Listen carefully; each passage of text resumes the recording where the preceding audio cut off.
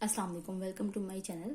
आज मैं अपने चैनल की फर्स्ट वीडियो अपलोड कर रही हूँ और ये video third year MBBS students के लिए बहुत फ़ायदेमंद होगी क्योंकि इस पर मैं आपको बीएस के वाइवा और ओएसपी से रिलेटेड गाइड करूँगी और ये बताऊँगी आपको कि इसका पैटर्न क्या है और इसके मार्क्स वगैरह कितने हैं और इंपॉर्टेंट क्वेश्चन क्या होते हैं और स्टेशन इसमें कितने होते हैं। ठीक है, और तो इस वीडियो को अंत तक जरूर देखिएगा, आपके लिए बहुत फ़ायदेमंद होगी। स्पेसिफिकली निश्चय मेडिकल यूनिवर्सिटी के सेटअप के बारे में मैं इसमें बताऊँगी कि बीएस का डिपार्टमेंट क्या सेटअप करता है इसमें आपकी वाइवा और ओएसपी में। अच्छा, अब बात करते हैं बीएस के वाइवा और ओएसपी के बारे में। इसका सबसे बड़ा फायदा ये है कि इसमें आपको सिर्फ एक ही दिन में ओएसपी और वाइवा दोनों चीजें हो जाती हैं और दूसरी बात यह है कि आपको कुछ एक्स्ट्रा नहीं पढ़ना पड़ता। जो आपने रिटर्न के लिए पढ़ा हुआ ऑलमोस्ट वही चीजें आपने रिवाइज करनी है और वो भी इंपॉर्टेंट जो कि मैं आपको बताऊंगी। कुछ मैं बता दूंगी और कुछ बाकी आप खुद देख लीजिएगा। ठीक है, और तीसरी बात यह है कि अब हम इसके पैटर्न के बारे में बात करते हैं। इसका पैटर्न ये होता है कि 90 मार्क्स होते हैं टोटल, जैसे बाकी ओएसपी फोरेंसिक के ओएसपी और वाइवा के होते थे। ठीक है, लेकिन इसमें ये होता है कि हमारे पास शॉर्ट स्टेशन होता है और लॉन्ग स्टेशन होते हैं। इसमें जो शॉर्ट स्टेशन हैं वो टोटल 5 होते हैं और 1 स्टेशन जो होता है वो 9 मार्क्स का होता है। अब 5 9 45 होता है और हर स्टेशन के लिए आपको 4 मिनट मिलते हैं। अब हम इसकी तरह मजीद पैटर्न की बात करते हैं कि इसमें ये होता है कि आपने कुछ लिखना नहीं होता, आपको एक सिनेरियो दिया जाता है, आपको वो सुनाना होता है, मतलब परफॉर्म करके दिखाना होता है। किसी पेशेंट पे नहीं, मतलब आपने सिर्फ एक वाइवा की तरह उस चीज को सुनाना है। फॉर एग्जांपल आपका सिनेरियो आ जाता है कि आपने स्ट्रेस मैनेजमेंट पे के बारे में बात करें, तो आपने यहाँ पे बुक में जो स्ट्रेस मैनेजमेंट के स्टेप्स दिए हुए हैं आपने वो सुना देने हैं। ठीक है, तो बुक वाला सुनाएंगे तो आपको अच्छे मार्क्स मिलेंगे। बेशक अपनी वर्डिंग में सुनाए लेकिन बुक जरूर पढ़ें। ठीक हो गया। और दूसरी एग्जांपल मैं दे देती हूँ आपको कि बर्न आउट कंडीशन है कि एक डॉक्टर है, वो फ्लड वाले एरियाज में काफ़ी अरसे से काम कर रहा है, कोई 10 दिन से 15 दिन से, और दिन रात काम कर रहा है, फैमिली से दूर है, तो उस कंडीशन का नाम क्या होगा? तो वो बर्न आउट होती है। तो उस बर्न आउट के बारे में आपसे जो पीजीआर वहाँ पे बैठी होती हैं वही आपसे सवाल कर रही होती हैं उससे रिलेटेड। पहले ये होगा कि आप जब जाओगे ना एक स्टेशन पे, समझो फॉर एग्जाम्पल आपका शॉर्ट स्टेशन पहले आ जाता है, तो आप उस स्टेशन पे जाओगे तो वहाँ पे एक चिट होगी, उस चिट पे आपका स्नैरियो लिखा होगा। आपने स्नैरियो पढ़ना है और आपने उससे रिलेटेड अपनी जो सामने पीजीआर बैठी होंगी उसको सुनाना शुरू कर देना है। जब आपने सुना के फारिग हो जाओगे तो फिर वो उससे अगर टाइम बच जाता है, 4 मिनट है टोटल, अगर अभी बेल नहीं बची तो वो आपसे उससे रिलेटेड कोई क्वेश्चन कर लेंगे। ठीक है, तो ये होता है सारा, बस सिंपल सी बात ये हो गई। अब 5 सेशन ऐसे ही होंगे और फिर एक होता है लॉन्ग सेशन। वो लॉन्ग सेशन होता है 45 मार्क्स का। ठीक है, और उस लॉन्ग सेशन में आपका वाइवा भी इंक्लूड होता है और लॉन्ग सेशन भी, दोनों चीजें इंक्लूड होती हैं।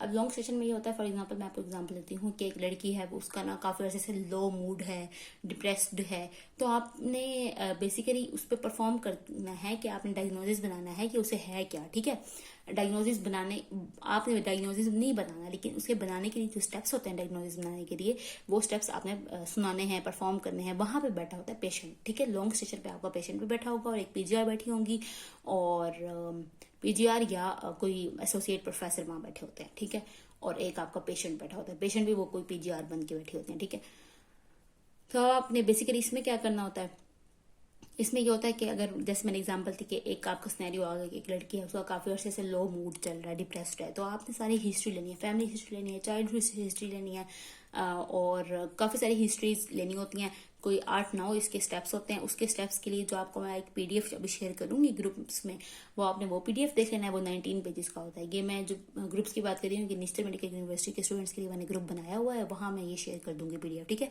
तो आपने उस पीडीएफ को बेसिकली उसकी हेडिंग्स याद कर लेनी है और जैसे चाइल्डहुड हिस्ट्री है तो उसमें हम क्या क्या हिस्ट्री लेते हैं उसके स्टेप्स भी वहाँ मजीद लिखे हुए हैं, तो वो आपने याद कर लेने हैं ताकि आपको थोड़ा आइडिया हो जाए कि आपने कैसे परफॉर्म करना है। तो आप वहाँ पेशेंट पे परफॉर्म करोगे, सारी हिस्ट्री वगैरह लोगे, उसके फिर आप जो एग्जामिनर बैठा होगा वहाँ पे आपके साथ, तो वो आपसे पूछेंगे कि मतलब आपने कैसे क्या क्या पूछा है अपने पेशेंट से, तो आपने वो स्टेप्स बताने होंगे। अब एक इसमें सबसे इंपॉर्टेंट बात यह है कि जो वो पीडीएफ है ना, उसके अंदर तो उन्होंने 9 स्टेप्स लिखे हुए हैं। अब फॉर एग्जाम्पल एक स्मोकर आता है, ठीक है, तो उसे तो आप स्मोकिंग की हिस्ट्री लोगे, लेकिन मतलब ठीक है, लेकिन आप कोई ऐसा एक छोटा सा बच्चा आ जाता है, अब छोटे से बच्चे तो आप स्मोकिंग की हिस्ट्री नहीं लेना शुरू कर दोगे ना, पास हिस्ट्री में आप स्मोकिंग वाला क्वेश्चन ओमिट कर दोगे। तो इस तरह आपने करना होगा कि आपका जो सिनेरियो होगा उसी के हिसाब से आपने वो क्वेश्चन ओमिट करते जाने हैं जो आपसे आपके मतलब सिनेरियो से मैच नहीं कर रहे होंगे। ठीक है, ये सबसे इंपॉर्टेंट बात है। अब बात करते हैं, तो यही होता है लॉन्ग सेशन। अब वाइवा की बात करते हैं कि वाइवा किस तरह इंटरनल और एक्सटर्नल लेते हैं। अब इसमें ये नहीं है कि आपने वाइवा के लिए कहीं अलग उठ के जाना है, क्योंकि मार्क्स तो यही पूरे हो जाते हैं।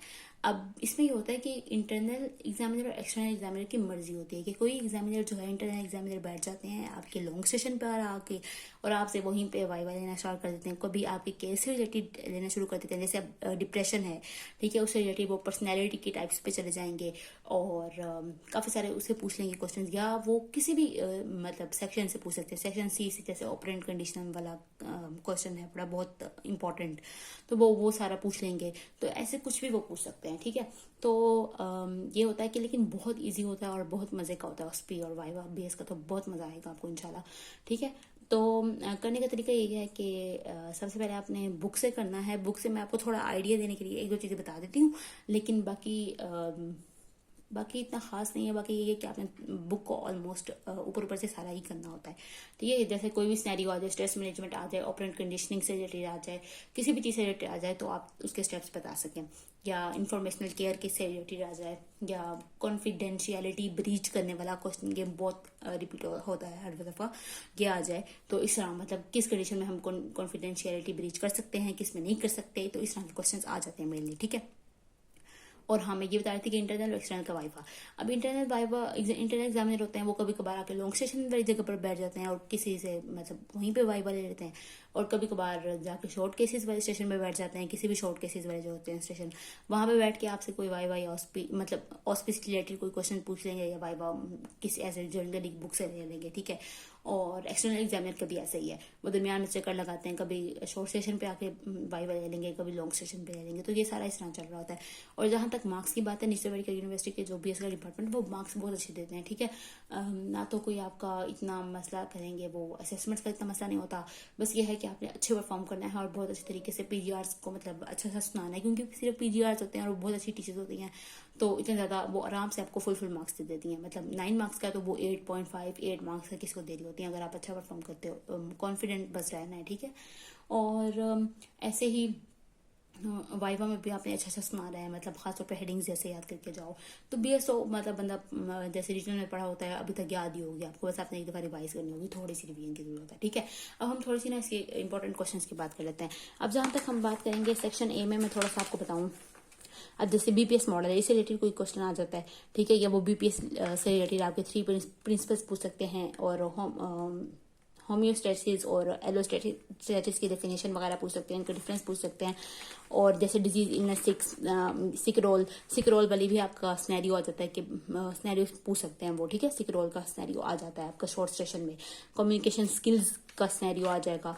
काउंसलिंग भी आप कैसे करेंगे, इंफॉर्मेशनल केयर, तो इस तरह की ये सारी चीज़ें आ जाती हैं आपकी शॉर्ट स्टेशन में। ब्रेकिंग बैड न्यूज़, ये बहुत इंपॉर्टेंट स्टेशन होता है, कभी कभार अक्सर आ जाता है ब्रेकिंग बैड न्यूज़ का स्टेशन, ये आप कैसे बैड न्यूज़ को ब्रेक करेंगे, ठीक है। और ये जो क्राइसिस इंटरवेंशन का रोबस्टेंस 7 स्टेज मॉडल है ना, ये भी अक्सर आया होता है कि फॉर एग्जांपल एक लड़की है, उसने सुसाइड करने की कोशिश की है, तो क्राइसिस मैनेजमेंट है, आप उसे कैसे गाइड करोगे, ठीक है। तो आपने ये 7 स्टेप्स बताने होते हैं, ठीक है। अगर हम बात करते हैं कॉन्फ्लिक्ट रेजोल्यूशन, ये भी इम्पोर्टेंट है कि पेशेंट और डॉक्टर के दरमियान अगर कॉन्फ्लिक्ट हो जाए तो उसे आप कैसे रिजॉल्व करेंगे। और मेडिकल एथिक्स के ये जो प्रिंसिपल्स हैं, ये वाइवा में बहुत पूछे जाते हैं। और इसके अलावा हाँ, ये इन्फॉर्म्ड कंसेंट हो गया, कॉन्फिडेंशियलिटी ब्रीचिंग वाला कॉन्सेप्ट हो गया, ये आपको अच्छे से आना चाहिए। इसके अलावा डॉक्टर पेशेंट रिलेशनशिप, कि अगर कोई, ये भी सिनेरियो अक्सर आ जाता है शॉर्ट सेशन में, कि अगर कोई पेशेंट आपसे खुश होकर डॉक्टर से उसके लिए कोई ज़्यादा महंगा तोहफा ले आता है, ठीक है, तो फिर आपने वो एक्सेप्ट करना है कि नहीं करना, क्यों नहीं करना, ये इस तरह के क्वेश्चन पूछे जा सकते हैं। और ये जो ट्रांसफरेंस है, काउंटर ट्रांसफरेंस है, ये भी इंपॉर्टेंट। बर्न आउट कंडीशन, ये तीनों चीज़ें बहुत इंपॉर्टेंट हैं शॉर्ट सेशंस के लिए, ठीक है। और इसके अलावा ये मैंने थोड़ा शायद कुछ मिसिंग भी हो गया मेरे से, लेकिन इंपॉर्टेंट जो है वो मैं सारे बता रही हूँ, ये आपने देख लेना है, ठीक है। और ऑपरेंट कंडीशनिंग वाला, ये तो मतलब शॉर्ट सेशन लॉन्ग सेशन हर चीज़ के लिए इंपॉर्टेंट है, वाइवा के लिए इंपॉर्टेंट है, बस इसको आपने रट लेना, मतलब रिवाइज अच्छे से करना है। अब सबसे इंपॉर्टेंट चीज़ यही है कि जो हमारे पास learning principles in clinical settings, ये सॉरी मैंने बुक उधर की ही नहीं थी, ये learning principles in clinical settings हैं। तो आप अब खुद देख लीजिएगा, जो मैंने टॉपिक्स का नाम नहीं है, एक्चुअली ये मेरी फर्स्ट वीडियो है तो थोड़ी गलतियाँ हो जाएंगी, ठीक है। Learning principles in clinical settings, अब ये जो है ना, आपने, ये सबसे इंपॉर्टेंट चीज़ है, ये काफ़ी दफ़ा आती है कि वो कहते हैं कि अगर मतलब किसी की बुरी आदत छुटवानी है, जैसे वो स्मोकिंग कर रहा है या कुछ कर रहा है, तो हम उसको किस स्टेप्स के थ्रू हम छुटवा सकते हैं ना, तो ये पूछते हैं। तो ये 5-6 स्टेप्स हैं, इनको आपने याद कर लेना है। और इसके अकॉर्डिंग आपने सारा उर्दू में बता देना है, इंग्लिश में बता देना है, बल्कि उर्दू में ही बता तो बहुत बेहतर है, ठीक है, बहुत अच्छा हो जाता है। और मेमोरी के टाइप्स हो गएंगे इनको आपने, और मेथड्स टू इम्प्रूव मेमोरी, ये स्टूडेंट्स के जैसे बहुत इंपॉर्टेंट है, ये आपने देख लेना, ठीक है। और मज़ीद इसमें मज़ीद आई थिंक इसमें सेक्शन सी में से यही ऑपरेंट कंडीशनिंग वगैरह ज़्यादा इंपॉर्टेंट थी जो मैंने बता दी है। हाँ, जो इसमें पर्सनैलिटी डेवलपमेंट आएगा ना वो भी इंपॉर्टेंट है, और मैस्लोज हायरार्ची जो है पढ़ी, ये भी इंपॉर्टेंट है, ठीक है। और IQ EQ इंपॉर्टेंट है। नेक्स्ट अगर हम चलें पर्सनैलिटी डेवलपमेंट, ये आ गई ना, इसमें जो साइड पर्सनैलिटीज़ के थेरीज हैं, थेरीज आपने कर लेनी है, वाइवा के लिए पूछी जाती हैं। और type A type B personality हो गई, और बाकी जो इसमें और भी पर्सनैलिटी के छोटे छोटे लिखा हुआ है, पर्सनैलिटी डिसऑर्डर्स जो हैं ये भी आपको आने चाहिए, ठीक है। ये सारे वाइवा और स्पेशलिटी हो गए। और नेक्स्ट हम बात करते हैं सेक्शन ई की। सेक्शन ई में ना वाइवा और स्पेशलिटी काफ़ी इंपॉर्टेंट चीज़ें हैं सारी। डी में सिर्फ ना एक चीज़ इंपॉर्टेंट थी जो मैं आपको बताती हूँ, आई थिंक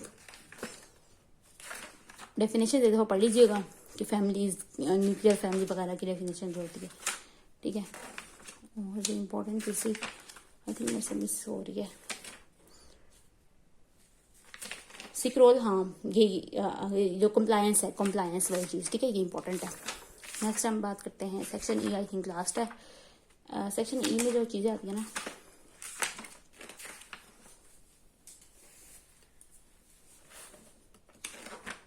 सेक्शन ई में एक तो यही आ जाएगा ना, डिफेंस मैकेनिज्म वगैरह वाला, ये सारी चीज़ें आ जाएंगी, इनकी कोई ना मतलब डेफिनेशन आनी चाहिए। और स्ट्रेस ऑफ हॉस्पिटलाइजेशन, ये इंपॉर्टेंट है। और ये एक ना, अब इसमें इंपॉर्टेंट चीज़ है, एक है मेंटल स्टेटस एग्जाम, ये भी आपको करना है। और एक होता है मिनी मेंटल स्टेट असेसमेंट, ये ना MMSE होता है, ये आपकी ये मैंने नाम लिखा हुआ है, ये ना आपकी